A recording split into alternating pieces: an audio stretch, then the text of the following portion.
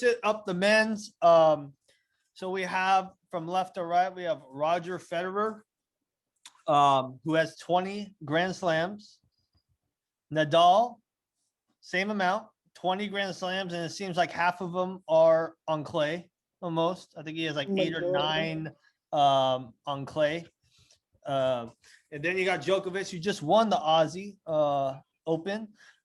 He has 18. So those three have been going at it just for so long. And then what you call it? Thiem. Dominic. Yeah, he has one title, one Grand Slam. And then this guy, I cannot say his name. Medvedev. Yes.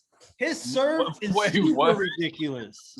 Like just how he watching the match, the serve just looks so effortless, and he's hitting like hitting 130 miles an hour with no effort. That's the way it looks like. Right. Like it's just the experience, the lack of experience is what cost him the final, I think.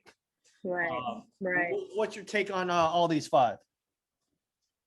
I love Roger. Oh, I love Roger. But I also love Medvedev too. I feel like Medvedev is like the Anna Kournikova of tennis. And I think she's Russian too.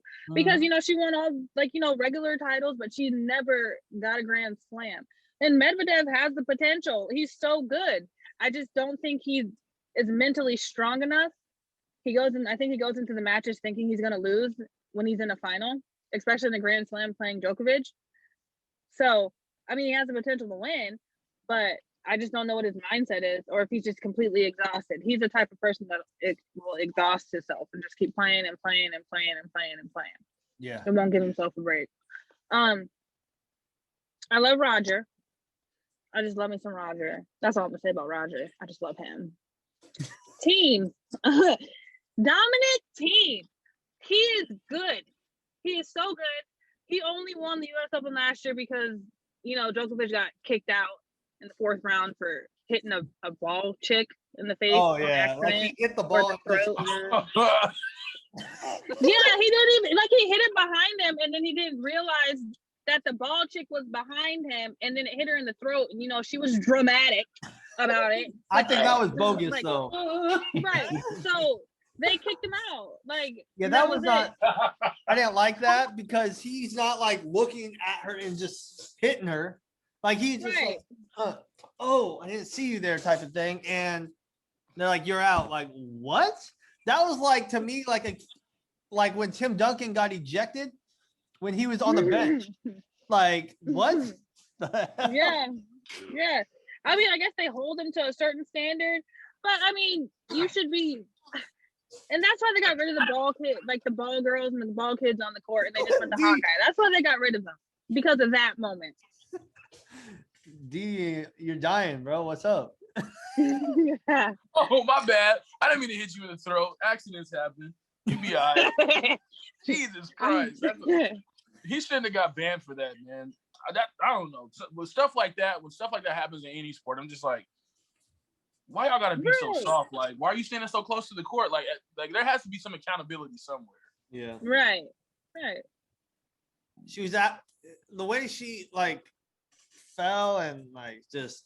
She was doing too much. An NBA player flopping, looking like Marcus Smart. Right. And she really acted like he hit that ball so hard behind him. Come on. No. I know he did it out of frustration, but still, it's just you don't have to be doing all that. He'd be damaging his rackets for sure. Oh, yeah. And he also, he did. I don't know if he got fined, though. They weren't quick to fine him. Yeah, usually if you smash your own racket and just destroy it, it's racket abuse. They act like this man saw the ball and was just throat baby. And just come on, man. Wow. Yeah. Let me ask you this. Who breaks the tie out of Nadal and Federer? Who wins first? Who gets to 21? Nadal's going to get to 21 first. Federer had knee surgery last year, just now coming back. I mean, but he came back in 2017 and won the Australian Open after getting knee surgery, but he got double knee surgery this time. So we shall see. He is man, tennis is. He's going to be playing tennis in a wheelchair. Good Lord. Right. And they do have people. They have wheelchair tennis too. They have wheelchair tennis Grand Slam too, all in one. Wait, time out. They let people in wheelchairs play tennis. Yes, That has to be the slowest game on earth. yes. They That let is people bizarre. do that, yeah. I'm just laughing because It's I'm intense. watching It's- D's face is like. He's so surprised. That is nuts. It's not about the It's wheelchair. intense though. Yeah. Is it like? Yeah, I but they think let it's the like- ball bounce twice though instead of once. Okay, Oh, so okay. Yeah. I can are they see. like electric wheelchairs? Are No, like they hand- doing like they Oh, physically doing. Lord. Yo, You should- that's Cat daddy on the court. yeah, It's it's crazy. cool. I'm thinking they got the rabbit mode and they like that's crazy. The joints in the grocery store. The ones in the grocery store. Yeah, they just going crazy on the court. Oh man. Oh man.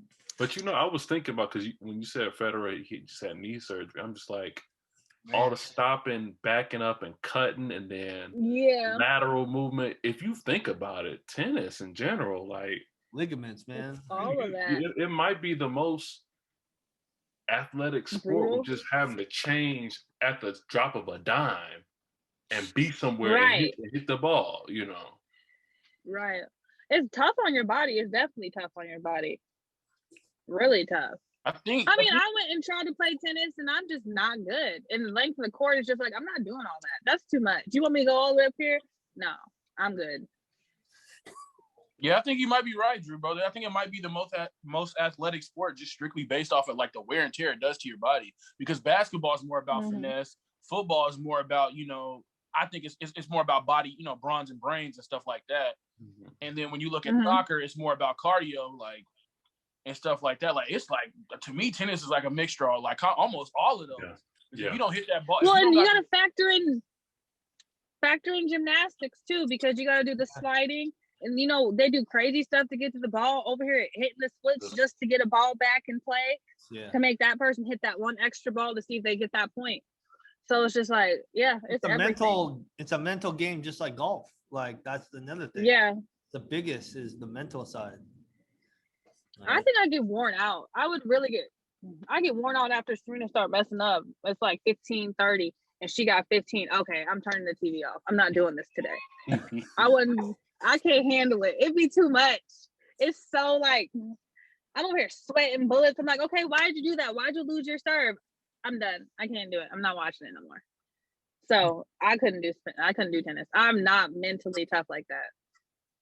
I'm I mean, not I guess doing it depends nothing on what for 6 situation. hours straight unless it's paying me right after. No way. That is nuts. I mean, at 6 that hours, level, I'm bro. sure somebody's paying you within the week, though, between sponsors. No, I need my money right after. I don't want my That's money at the end of the week. This is not a Wait, no hey, bi-weekly my paycheck. Cash App is empty right now. Yeah, Why? my go- phone is lighter. You go because we pick up have a your baby. check. You go pick up your check right after. Like if you get eliminated, then you can go get your check. But you can get your check anytime you want, because most people use their checks to pay for their hotel stay. They go right after the first round, even if they do lose. I mean, in the first round of the Australian Open, you actually got $100,000, and people just were there. They just showed up. They didn't even play. They just showed up. Look at Drew. And look, I'm gonna tell y'all I right think now, for a long we ain't gonna do sport. this podcast no more. We're gonna put all our money into Drew when his toe get better, and he gonna be our ticket out the hood. You gonna help us get to where we need to go, bro. You finna play tennis, and you don't got no choice. Man. You got no choice. What happened to your toe? What happened to his toe? I had a weight drop on it at work. Yeah. It's cool now, though. I'm sorry. Yeah. Tobo I'm cop. sorry. Tobo cop. He said Tobo. Tony. Remember, what movie was that? That Chris Rock movie. Grown ups. Toby Yeah, Bryant. grown ups. That's Yeah. that's Oh one of my my favorite God. movies. I'm literally about to watch that once we get off here. Now that you said that, that shit is hilarious. Grown-ups? Oh my god. Oh, so you're done with the Saw movies now, huh? Yeah, I watched it. bro. Leave me alone, man. Come on, Tony. You only doing this because that Larry Bird thing, bro. So, Shy, two terms that are basically forbidden words on here is Larry Bird, Okay. Karl Malone. Okay. I won't say Larry Bird again. You can. You got to deal with Tony. Oh shit! If you say Karl Malone, you got to deal with D. What's okay? So what's wrong with him? LB. What's wrong with LB? See? That's what I try to See what tell I did these there? cats. You should ask them. You better say it. If you're gonna say it, say the whole thing. Okay. So this is what so usually after a pod, we do an open mic segment and we just kind of like shuffle through, different topics or whatever. We kind of just freelance, there's no real structure around it. So I had brought up, like, if you could take your favorite player of all time from any era and put him on the worst team in this era, who would it be? So our previous guest, Dr. Ortiz, chose Allen Iverson and put him on the 2021 Detroit Pistons. Drew just wanted the better GM for the Orlando Magic. Tony wanted to put Larry Bird on I can't remember. the Golden State Warriors, and I wanted to put Kevin Garnett on the Memphis Grizzlies in his prime on the Memphis Grizzlies. So we started going back and forth, and we were just talking about, like, I don't think because, like, basketball was a lot slower back then. Like an 86, 87 point game was the highest you were going to get. And now it's like up to 112 to be between 110 and 120 points per game is what you can expect in this era. So I'm like, you really think his 25 points is going to equate to 25 points in this era? Because, example, Kevin Durant can give you 30 points on 13 shots. Do you think his game is like that good enough from 1986 to translate to 2021? And Dr. Ortiz was like, well, I think the closest we'll get at anything. Don't say it, bro. Yeah, no, he said he basically compared Larry Bird. Hold on, I said that first. I said Kyle You Korver. said Kyle Korver. You said Kyle Korver, bro. Yeah. But listen, but you can listen, the game today is soft. Because back then you could fight on the court. That's why the points were so low. They were fighting. Like, I mean, no, you're not getting into the land of the Giants. I'm gonna give you an elbow, you're gonna fall on the ground. Let's go. And go to the other side of the court. People are injured. My thing was telling him that he outsmarted his opponent, and you can't really play defense so he will have a field day just getting to the free throw line when he's a 50, 40, 90 type of player. Yeah, he'll struggle on defense, but who's really playing defense anyways now? But what I was trying to my thing was, hey, hold on, bro. Hold on. Go ahead. Look, he Give getting me mad something, already. bro. My thing was he was only taking maybe 3 to 5 threes a game. Now he would take about 10 to 15. And he'll probably make half of them. 40 to 50%. All right, 45 to 50% from 3. I'm just saying, bro. And he can I'm just saying. And he would have developed that step back because that's what everybody's doing now. So that's what they would have did.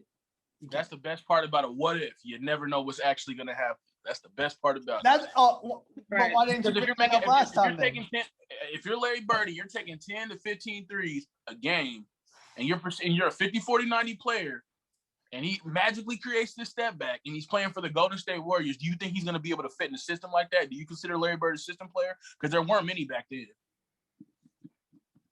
I don't think he's a system player. Well, that's tough because they did basically how the offense was, drop it into the post, do your movements, your motions, and then however it played out, get some open shots. But they drew the play up for him every single time when they needed it. So that doesn't make you a system player, bro. That just makes you a focal point of the offense. That's why he's going to get even more touches. That was my whole point. He's not getting more touches during bro. this time. I'm gonna let you have it, bro. I'm gonna let you have it, bro. Wait till that video drops. That's all I'm saying.